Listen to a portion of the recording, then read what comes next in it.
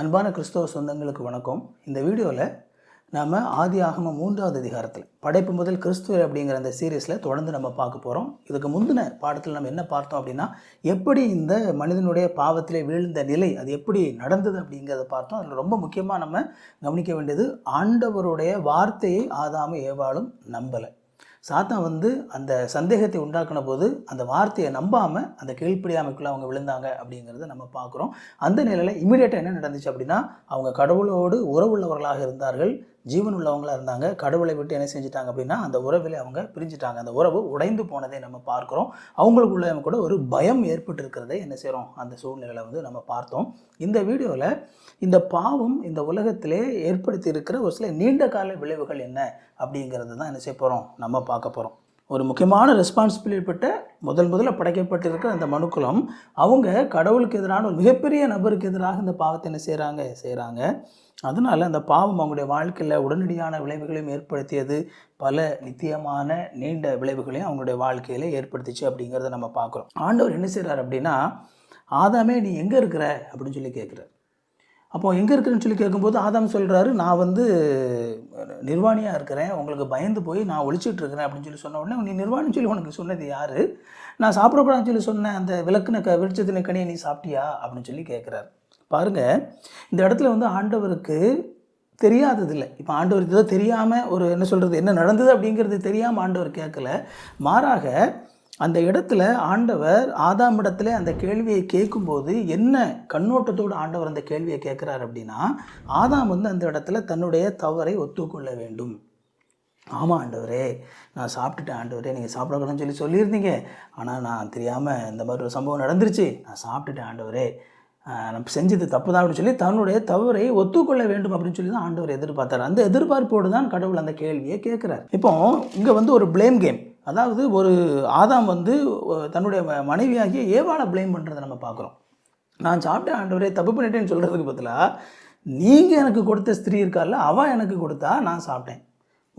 பேசிக்காக பார்த்தீங்க அப்படின்னா தன்னுடைய மனைவியை பிளேம் பண்ணுறாரு ஆதாம். ஆனால் அல்டிமேட்டாக அந்த பிளேம் யாருக்கிட்ட போகுது அப்படின்னா, கடவுள் பிளேம் பண்ணுறாரு. நீங்கள் ஒரு பெண்ணை கொடுத்தீங்கல்ல, அவள் தான் எனக்கு கொடுத்தா, அதனால தான் சாப்பிட்டேன், இல்லைன்னா நான் சாப்பிட்ருக்க மாட்டேன் அப்படின்னு சொல்லும் பொழுதே அங்கே அவர்களுடைய அந்த ரிலேஷன்ஷிப்புக்குள்ளே ஒரு மிகப்பெரிய ஒரு பிளவு உண்டாயிருக்கிறது. கடவுளுக்கும் மனிதனுக்கும் இடையில் ஒரு பிளவு உண்டாயிருக்கிறது, மனிதருக்கும் இடையில் இல்லையா, ஆதாமுக்கும் இவாளுக்கும் இடையில் கூட ஒரு பிளவு உண்டாயிருப்பதை என்ன செய்கிறோம், நம்ம பார்க்குறோம். அவங்க தங்களுடைய தவறை ஒத்துக்கொள்ளணும் அப்படிங்கிற ஒரு வாய்ப்பை தான் ஆண்டவர் அவங்களுக்கு கொடுக்கணும் அப்படின்னு சொல்லி ஆசைப்பட்டார்.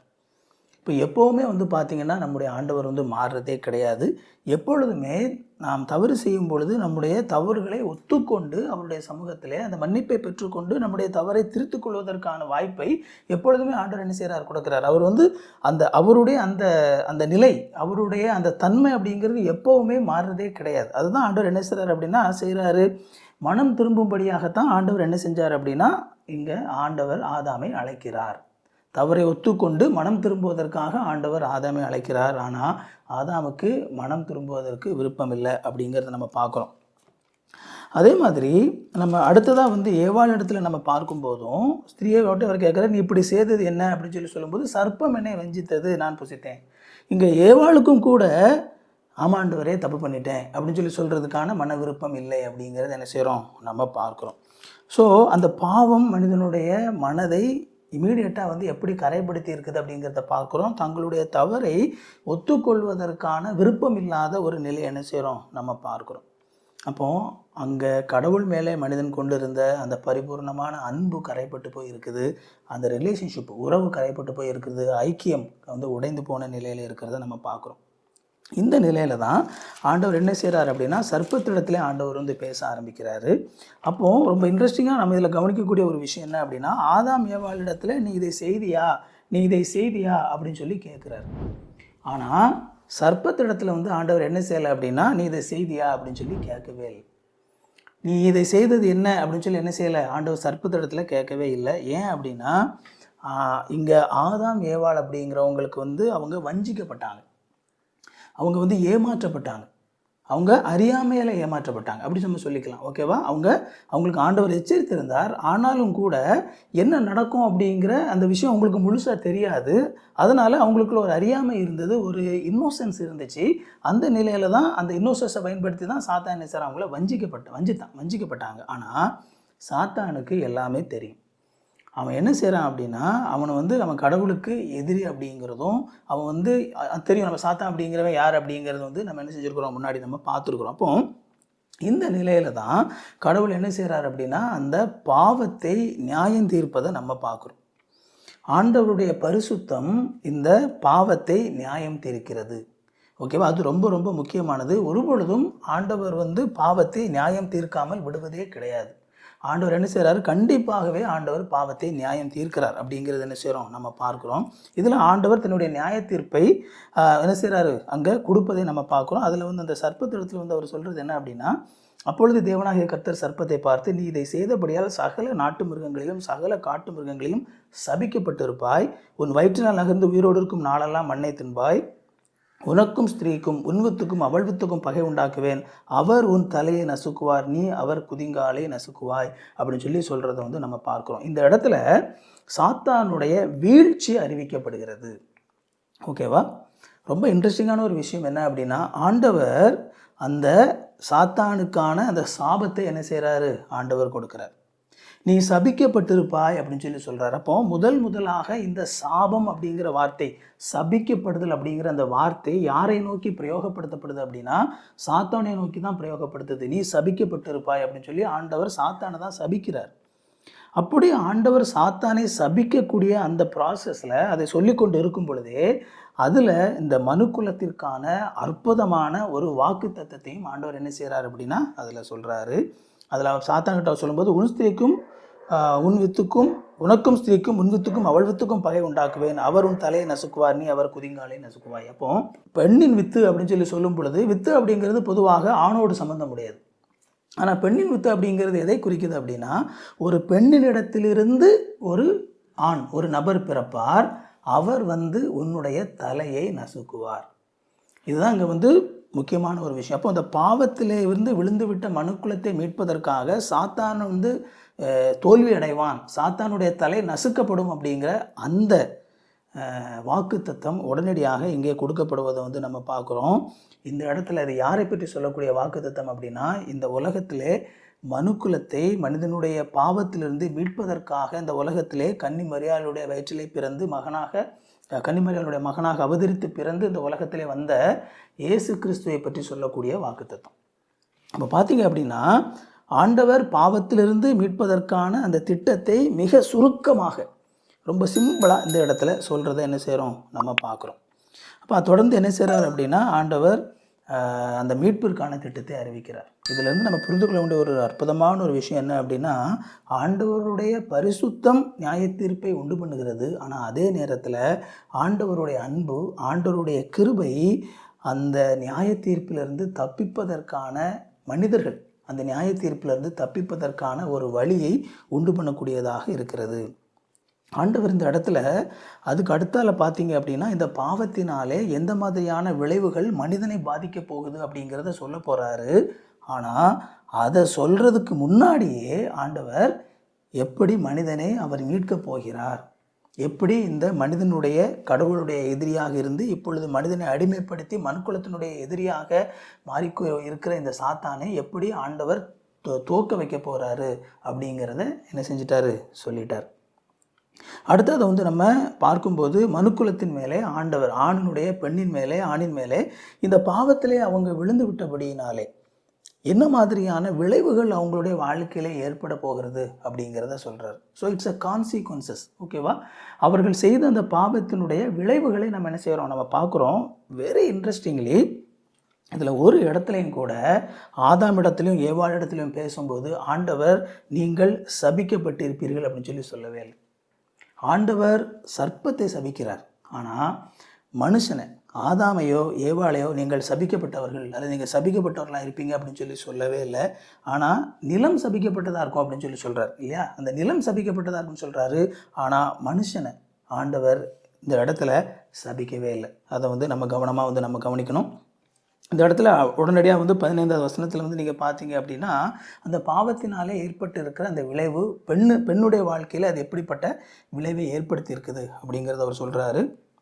16 சொல்லும்போது அவர் ஸ்திரீயை நோக்கி, நீ கர்ப்பவதியாக இருக்கும்போது உன் வேதனை மிகவும் பெருக பண்ணுவேன், நீ வேதனையோட பிள்ளை பெறுவாய், உன் ஆசை உன் புருஷனை பற்றி இருக்கும், அவன் உன்னை ஆண்டு கொள்வான் அப்படிங்கிறார். இந்த இடத்துல பெண்களுடைய அந்த பிள்ளை பேரு அப்படிங்கிறது மிகுந்த வேதனைக்குரியதாக இருக்கும் அப்படின்னு சொல்கிறார்.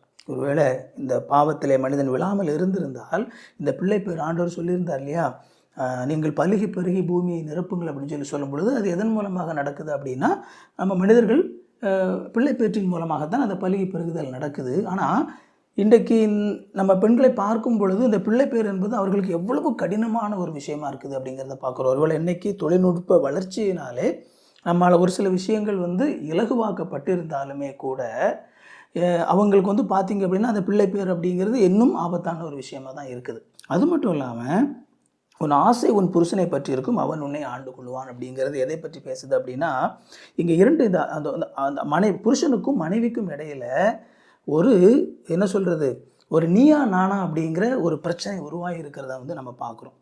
உன்னுடைய ஆசை வந்து உன்னுடைய புருஷனை பற்றி இருக்கும், அவன் உன்னை ஆண்டு கொள்வான் அப்படின்னு சொல்லும் பொழுது யார் வந்து அதாவது குடும்பம் ஆண்டவர் முதலாவது ஏதேன் தோட்டத்தில் படைத்திருக்கும் போது ஒரு மனைவி அப்படிங்கும்போது ஒரு குடும்பத்தில் ஒரு இணக்கமான ஒரு வாழ்க்கையை வாழ்வதற்காக பாவம் இல்லாது இருக்கிற நிலையிலே கணவனை ஆண்டவர் குடும்ப தலைவனாக ஆண்டவர் என்ன செய்கிறார் வைக்கிறாரு. ஆனால் அதே நேரத்தில் மனைவியை ஆண்டவர் கொடுக்கும் பொழுது கணவன் மனைவியை நடத்த வேண்டிய விதத்திலே நடத்த அறிந்திருப்பான். அவனுக்கு அந்த பெண்ணை அவன் வந்து எப்படி நடத்த வேண்டும், எப்படி சரியான மரியாதை கொடுக்கணும் அப்படிங்கிறது எல்லாமே என்ன செய்யும் அவனுக்கு தெரியும். அவன் பெண்ணை வந்து ஒரு அடிமையாக என்ன செய்ய மாட்டான், நடத்த மாட்டான். இருவரும் மிக இணக்கமாக என்ன செய்வாங்க அப்படின்னா வாழ்வாங்க. பெண் வந்து இயல்பாகவே கணவனுடைய தலைமைத்துவத்தை ஏற்று நடக்கக்கூடிய ஒரு பெண்ணாக என்ன செய்வா இருப்பாள். இங்கே இந்த இடத்துல தலைமைத்துவம் அப்படின்னு சொல்லி வரும் பொழுது ஒரு ஆண் என்பவன் கணவன் என்பவன் வந்து ஒரு என்ன சொல்கிறது ஒரு முதலாளி மாதிரியும் பெண் என்பவள் வந்து ஒரு தொழிலாளி அல்லது அடிமை மாதிரியுமானது அல்ல. இங்கே ஒரு குடும்பம் அப்படிங்கிற ஒரு அமைப்பு இயங்க வேண்டுமானால் அங்கே வந்து ஒரு தலைமைத்துவம் அப்படிங்கிற ஒன்று இருக்கணும். இந்த தலைமைத்துவம் அப்படிங்கிறது பெண்ணினுடைய மதிப்பை குறைப்பது அல்ல, அந்த வீட்டில் இருக்கக்கூடிய அந்த பெண்ணுடைய மதிப்பை குறைக்கக்கூடியதல்ல. அவங்க அந்த குடும்ப தலைவராக இருந்து குடும்பத்தை நடத்துவாங்க.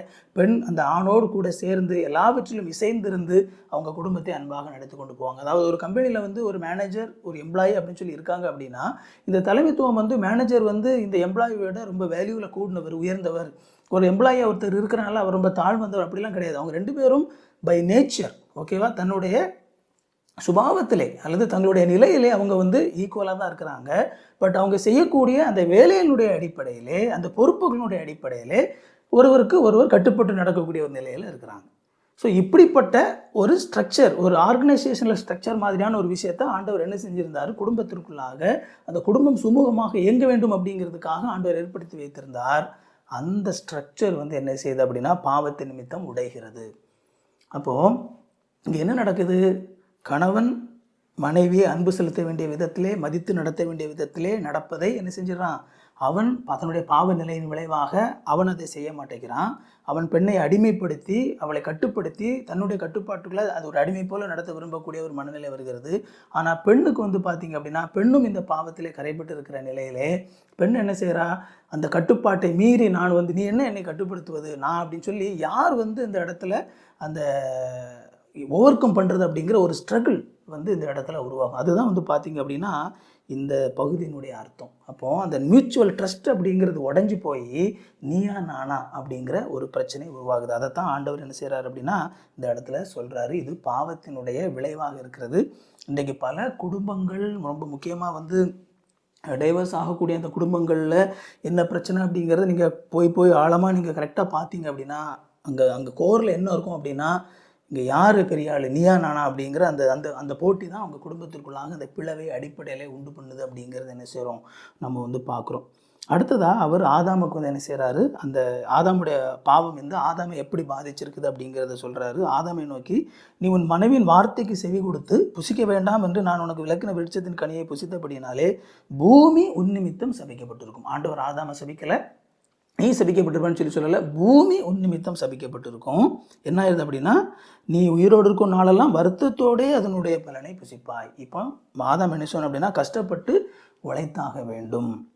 நீ வந்து அது அது உனக்கு முள்ளும் குறுக்கும் முளைப்பிக்கும் வெளியின் பயிர் வகைகளை புசிப்பாய். இப்போ ஏதேன் தோட்டத்தில் இருக்கிறாங்க, ஆனால் இனி அவங்க ஏதேன் தோட்டத்தில் உள்ள விஷயங்கள் எல்லாம் இனி வெளியின் பயிர் வகைகளை நீ என்ன செய்வ, நீ புசிப்ப. அது மட்டும் இல்லாமல் அது முள்ளும் குருத்தையும் வந்து முளைப்பிக்கும். நீ பயிர் போடணும்னு நினைப்ப, ஆனாலும் அங்கே களை வரும், முள்ளு முளைக்கும், அந்த மாதிரி பிரச்சனையெல்லாம் இருக்கும். அதையும் கூட நீ நிம்மதியாக என்ன செய்ய முடியாது. சும்மா சரி பயிரை போட்டோமா அறுவடை பண்ணோமா அப்படி பண்ண முடியாது. ஏன்னா நீ விதைக்காததெல்லாம் அங்கே என்ன செய்யும், தேவையில்லாமல் முளைக்கும் அப்படின்னு சொல்கிறாரு. கடைசியாக நீ பூமியிலிருந்து எடுக்கப்பட்டபடியால் பூமிக்கு திரும்ப மட்டும் உன் முகத்தின் வேர்வையால் ஆகாரம் புசிப்பாய், நீ மண்ணாய் இருக்கிறாய், மண்ணுக்கு திரும்புவாய் அப்படின்னார். அப்போ அவன் என்ன செய்யணும், தன்னுடைய வாழ்நாள் முழுக்க இனி இந்த சாப்பாட்டுக்காக அவன் கஷ்டப்பட்டு ஆகணும். இதுக்கு முன்னாடி ஏதேன் தோட்டத்தில் அவங்களுக்கு சாப்பாடு முழுவதுமாக கொடுக்கப்பட்டிருந்தது. அவங்க அந்த சாப்பாட்டுக்காகன்னு சொல்லி எதுவும் செய்ய வேண்டியதில்லை. ஆண்டவர் வேலை கொடுத்துருந்தாரு, ஆனால் அந்த வேலை அவங்க சாப்பாட்டுக்காக செய்கிறதில்லை, அவங்க முழு திருப்தியோடு செஞ்சது. ஆனால் சாப்பாடு அவங்களுக்கு எப்போவுமே திருப்தியாக என்ன செய்யும், அவங்க அங்கே கிடைக்கும். ஆனால் இங்கே வெளியே வந்ததுக்கப்புறம் நிலைமை அப்படி இல்லை. அவங்க என்ன செய்யணும், தன்னுடைய நெற்றி வேர்வை நிலத்தில் சிந்த கடினமாக உழைத்து தான் நம்ம வைத்து நிரப்ப வேண்டிய ஒரு சூழல் உருவாகிருக்கிறது என்ன செய்கிறோம், நம்ம பார்க்குறோம். அது மட்டும் இல்லாமல் கடைசியாக இந்த நீ மண்ணிலிருந்து எடுக்கப்பட்டபடியால் மண்ணுக்கே திரும்புவாய் அப்படின்னு சொல்லி என்ன செய்கிறோம், நம்ம பார்க்குறோம். அதாவது பாவத்தினுடைய ஆண்டவர் சொன்னார், நீ இந்த இந்த இந்த இந்த மரத்தினுடைய கனியை சாப்பிடுகிற நாளிலே சாகவே சாவான்னு சொல்லியிருந்தார். உடனடியாக அங்கே அவன் சரீர மரணம் அடையலை, உடனடியாக அங்கே ஆவிக்குரிய மரணம் நிகழ்ந்தது. கடவுளை விட்டு அவன் பிரிஞ்சிட்டான். நான் ஏற்கனவே போன வீடியோவில் சொன்ன மாதிரி தான், அது ஒரு மரத்திலிருந்து பிக்கப்பட்ட ஒரு இலையை போல அவன் பிஞ்சு வந்துட்டான். இந்த இலை இப்பொழுது பார்க்குறதுக்கு ஒரு வேளை பச்சையாக இருக்கலாம், ஆனால் அந்த இலை கண்டிப்பாகவே காய்ந்து விடும். அப்போது உயிரின் ஜீவ ஊற்றாக உயிரின் ஆதாரமாக இருக்கக்கூடிய கடவுளிலிருந்து பிரிக்கப்பட்டு விட்ட ஆதாமும் ஏவாளும் இனி கொஞ்சம் கொஞ்சமாக காஞ்சி கண்டிப்பாக ஒரு நாள் செத்துருவாங்க. ஸோ சரீர மரணம், அங்கே சரீர மரணம் பாவத்தினுடைய ஒரு விளைவாக என்ன செய்யப்பட்டது, ஏற்படுத்தப்பட்டது. இங்கே இந்த இடத்துல நம்ம தொடர்ந்து நம்ம பார்க்கக்கூடிய விஷயங்கள் என்ன அப்படின்னா, அங்கே ஆண்டவர் அந்த பாவ நிலையிலே ஆதாமையும் ஏவாளையும் ஏதேன் தோட்டத்திலிருந்து ஆண்டவர் அனுப்பிவிடுறார். நீங்கள் ஏதேன் தோட்டத்தில் இருக்கக்கூடாது, நீங்கள் இந்த ஏதேன் தோட்டத்தை விட்டு போயிருங்க அப்படின்னு சொல்லி ஆண்டவர் ஏதேன் தோட்டத்தை விட்டு அவர்களே ஆண்டவர் அனுப்பிவிடுகிறார். காரணம் என்ன அப்படின்னா, மனிதன் தன்னுடைய பாவ நிலையிலே அந்த ஜீவ விருட்சத்தினுடைய கனியை சாப்பிட்டு அவன் என்றென்றும் உயிரோடு இருக்கிறவனாக மாறிவிடக்கூடாது. இந்த ஜீவ விருட்சம் நித்திய வாழ்க்கை அப்படிங்கிறது பாவ நிலையில் இல்லாத மனிதனுக்காக கொடுக்கப்பட்டது. பாவ நிலையிலே மனிதன் எப்பொழுதும் வாழ்வது அப்படிங்கிறது மிக ஆபத்தானது. யோசித்து பாருங்கள், பாவத்தின் விளைவுகள் எவ்வளவு மோசமானதாக இருக்கும். ஆனால் அந்த பாவத்தின் விளைவுகளோடு மனுஷன் தொடர்ந்து உயிரோடு இருப்பது அப்படிங்கிறது இந்த உலகத்தையே ஒரு நரகத்தை விட மோசமான ஒரு இடமாக மாற்றிவிடும். இன்றைக்கு பாவத்தினாலே மனுஷன் என்ன செய்யறான் அப்படின்னா, எவ்வளவோ நோய்கள் நமக்குள்ளே இருக்கிறத பார்க்குறோம். பாவத்தினாலே மனுஷனுக்குள்ளே சண்டைகள் வர்றதை பார்க்குறோம். யோசித்து பாருங்கள், ஒரு மனுஷன் பாவத்தில் சண்டையை போட்டு ஏதோ உடம்பெல்லாம் கையும் காலும் உடைஞ்சு நொறுங்கினவனாக இருக்கிறான், ஆனால் சாக மாட்டான். யோசித்து பாருங்கள், எவ்வளோ மோசமானதாக இருக்கும். ஒருவேளை அந்த பாவத்தினால ஒரு கேன்சர் மாதிரியான வியாதிகள் வரும்பொழுது அந்த கேன்சர்னால் ரொம்பவும் ஒருத்தன் கஷ்டப்படுறான், மிகப்பெரிய ஒரு வியாதி, ஆனால் சாகவே மாட்டான். இது எவ்வளோ கொடுமையானதாக இருக்கும் பாருங்கள். ஒரு விதத்தில் சொல்லணும் அப்படின்னா, மரணம் அப்படிங்கிறது பாவ மனுக்குலத்திற்கு கடவுள் கொடுத்த ஒரு பரிசு அப்படின்னு சொல்லலாம். Death is a gift of sinful humanity. So ஆண்டவர் இனி அவன் என்ன செய்யக்கூடாது, இந்த நீ என்றென்றுக்கும் உயிரோடு இருக்கும்படி சாப்பிடக்கூடாதுன்னு சொல்லி அதை விட்டு அனுப்புகிறார். அப்படி அனுப்பும்போது ஆண்டவர் அவங்க அத்தியிலே தைத்து என்ன செஞ்சுருந்தாங்க, தங்களுடைய அரைக்கச்சி மறைச்சி வச்சுருந்தாங்க. ஆண்டவர் அவங்களுக்கு ஒரு மிருகத்தை கொன்று என்ன செய்கிறார் அப்படின்னா, ஒரு ஆடையை அவர்களுக்கு அணிவித்து ஆண்டவர் அனுப்புகிறார். ஆண்டவர் எவ்வளவு அக்கறை உள்ளவராக இருக்கிறார் அப்படின்னு சொல்லி பாருங்கள். மனுஷன் தன்னுடைய மானத்தை மறைப்பதற்காக அத்தியிலே எடுத்து அவன் தைக்கிறான். நீ ரொம்ப கிரியேட்டிவாக பண்ணியிருக்கியப்பா அப்படின்னு சொல்லி ஆண்டவர் சொல்லலை. மாறாக ஆண்டவர் அதை விட சிறந்த ஒரு ஆடையை என்ன செய்கிறாரு, அங்கே ஆண்டவர் கொடுக்குறாரு. ஆனால் பிரச்சனை என்ன அப்படின்னா, அங்கே அவங்களுக்கு தோலின் மூலமாக ஆடை செய்யப்பட வேண்டுமானால் எந்த தவறுமே செய்யாத ஒரு மிருகம் அங்கே கொல்லப்பட்டு இருக்கிறது. இப்படி அந்த தோல் வந்துச்சு, ஏதோ ஒரு மிருகம் கொல்லப்பட்டனால தான் அந்த மிருகத்தினுடைய தோல் என்ன செய்யுது, கிடைக்குது. அப்போ பாவம் செய்தது மனிதன், ஆனால் இங்கே எந்த ஒரு தவறுமே செய்யாமல் இருக்கக்கூடிய ஏதோ ஒரு மிருகம் அந்த மனுஷனுடைய மானத்தை மறைப்பதற்காக அங்கே கொல்லப்படுவதை என்ன செய்கிறோம், நம்ம பார்க்குறோம். ஸோ இங்கே ஆண்டவர் என்னென்னா, எல்லாவற்றிலேயும் ஆண்டவர் நித்திய பார்வையோடு செயல்படுகிறார். நித்திய கண்ணோட்டத்தோடு ஆண்டவர் செயல்படுவதை என்ன செய்கிறோம், நம்ம பார்க்குறோம். இங்கே ஆண்டவர் ஆதாமும் ஏவாளும் தீமையை அறியாமல் அவங்க நன்மையே அறிய வேண்டும் அப்படின்னு சொல்லி தான் ஆண்டவர் விரும்பினார். ஆனால் அவங்க தீமையை என்ன செஞ்சிட்டாங்க, அறிஞ்சிட்டாங்க. தன்னுடைய பாவ நிலையில் அவங்க தேவனை விட்டு பிரிந்த நிலையில் ஆண்டவர் என்ன செய்கிறார் அப்படின்னா, ஏதேன் தோட்டத்தை விட்டு ஆண்டவர் அவர்களை அனுப்பி விடுகிறாரு. இனிமே அந்த ஏதேன் தோட்டத்துக்கு உள்ளே வந்து அவங்க என்ன செய்ய முடியாது, எதுவுமே செய்ய முடியாது. அந்த விளைவுகளை, பாவத்தின் விளைவுகளை அவர்கள் அனுபவித்து இனிமே வயதாகி மறிக்க வேண்டியது தான். ஆனால் அதே நேரத்தில் ஆண்டவர் அவர்களுக்கு ஒரு வாக்குத்தத்தம் கொடுத்துருந்தார்ல. ஆண்டவர் இந்த சாத்தான் இடத்துல அதை சபிக்கும் பொழுது அங்கே ஆண்டவர் சொல்கிறார், உனக்கும் ஸ்திரீக்கும் உன்வித்துக்கும் அவளுத்துக்கும் பகை உண்டாக்குவேன், அவர் உன் தலையை நசுக்குவார், நீ அவர் குதிங்காலை நசுக்குவாய் அப்படின்னு சொல்லும் பொழுது அந்த வாக்குத்தத்தம் ஆண்டவர் இந்த சாத்தான் இடத்திலிருந்து நம்மை காப்பாற்றுவதற்காக பெண்ணினிடத்திலிருந்து பிறக்கக்கூடிய ஒரு ஆணை அனுப்ப போகிறார் அப்படின்னு சொல்லப்பட்ட அந்த வாக்குத்தத்தத்தை ஆதாமும் ஏவாளும் விசுவாசித்தார்கள். இது ரொம்ப முக்கியமானது. ஆதாம் ஏவாள் என்ன செய்கிறாங்க, விசுவாசிக்கிறாங்க. ஏன்னா நம்ம பின்னால் நம்ம பார்க்கும்போது அந்த ஆதாமுக்கு ஏவாளுக்கு ஆதாம் என்ன பெயர் கொடுத்தார் அப்படின்னா, 20வது வசனத்தில் நம்ம பார்க்குறோம், ஆதாம் தன் மனைவிக்கு ஏவாள் என்று பெயரிட்டான், ஏனெனில் அவள் ஜீவனுள்ளோருக்கெல்லாம் தாயானவள். ரொம்ப இன்ட்ரெஸ்டிங்கான ஒரு பேர், ஜீவனுள்ளோருக்கெல்லாம் தாயானவள், செத்தவங்களுக்கு இல்லை. ஓகேவா? அப்போ இந்த ஏவாள் அப்படிங்கிற அந்த பேருக்கு ஜீவனுள்ளோருக்கெல்லாம் தாயானவள் அப்படின்னு சொல்லும் பொழுது என்ன அர்த்தம் அப்படின்னா, அங்கே அவர்கள் கடவுள் கொடுத்த அந்த வாக்கு தத்தத்தை விசுவாசித்தார்கள். அது ஒருவேளை எந்த அளவுக்கு முழுசாக புரிஞ்சிருந்தது அப்படின்னு நமக்கு தெரியலை. ஆனால் கடவுள் சொன்னதை அதுக்கப்புறம் அவங்க நம்பினாங்க. பாவத்தில் விழுந்துட்டோம், ஆனால் இதிலிருந்து காப்பாற்றும்படியாக ஆண்டவர் ஒருத்தர் அனுப்புகிறேன்னு சொல்லியிருக்காரு. அவங்கள ஆண்டவர் அனுப்புவார். அப்படி அனுப்பும் பொழுது நாம் இந்த நிலையிலிருந்து காப்பாற்றப்படுவோம் அப்படிங்கிறத ஆதாமும் ஏவாளும் நம்பினாங்க. அதனால தான் ஜீவனுள்ளோருக்கெல்லாம் தாயானவள் அப்படின்னு ஆதாம் ஏவாளை அழைத்தார். ஸோ இந்த பகுதியில் நம்ம பார்க்கும்போது ஆண்டவருடைய பரிசுத்தம் பாவத்திற்கான தண்டனைகளை வரையறுக்கிறது, பாவத்திற்கான விளைவுகளை என்ன செய்கிறது, கொண்டு நியாய தீர்ப்புகளை உண்டு பண்ணுது அப்படிங்கிறத நம்ம பார்க்குறோம். ஆனால் அதே நேரத்தில் ஆண்டவருடைய அன்பும் கிருபையும் எப்பொழுதும் அந்த தண்டனையிலிருந்து தப்பிப்பதற்கான வழியையும் உண்டு பண்ணுகிறது அப்படிங்கிறத பார்க்குறோம். அது மட்டும் இல்லாமல் மனிதன் தன்னிடத்தில் வருவதற்கென்று அவன் எடுக்கிற எந்த ஒரு முயற்சியுமே ஆண்டவர் அங்கீகரிப்பதில்லை. மாறாக அவருடைய விருப்பத்தின்படியே எப்பொழுதும் என்ன செய்கிறாரு, மனிதன் தன்னிடத்திலே வருவதற்கான வாய்ப்புகளை உண்டு பண்ணுகிறார் அப்படிங்கிறது என்ன செய்கிறோம், நம்ம பார்க்குறோம். இந்த பகுதி நம்ம இதில் கற்றுக்கொண்டது உங்களுக்கு மிகுந்த பயனுள்ளதாக இருந்திருக்கும் அப்படின்னு நம்புகிறேன். இனி தொடர்ந்து வருகிற பாடங்களில் எப்படி ஆண்டவர் இந்த மனு குலத்தை ஆண்டவர் சொன்ன அந்த வாக்குத்தத்தத்திற்கென்று தயார்படுத்த ஆரம்பிக்கிறார், எப்படி இந்த உலகத்தை அவர் தயார்படுத்த ஆரம்பிக்கிறார் அப்படிங்கிறது எல்லாமே இனிமேல் தொடர்ந்து நம்ம வரப்போகிற பாடங்களை நாம் கற்றுக்கொள்ள போகிறோம். அது இன்னும் அதிகமாக நாம் ஆண்டவரையும் அவருடைய சித்தத்தையும் அறிந்து கொள்வதற்கு பயனுள்ளதாக இருக்கும் அப்படின்னு நம்புகிறேன். இந்த வீடியோ உங்களுக்கு ரொம்ப பிரயோஜனமாக இருந்திருக்கும்னு நம்புகிறேன். ஒருவேளை இது வரைக்கும் சேனலை சப்ஸ்கிரைப் பண்ணல அப்படின்னா சேனலை சப்ஸ்கிரைப் பண்ணிக்கோங்க. இன்னொரு வீடியோ நம்ம சந்திப்போம். தேங்க்யூ. God bless you.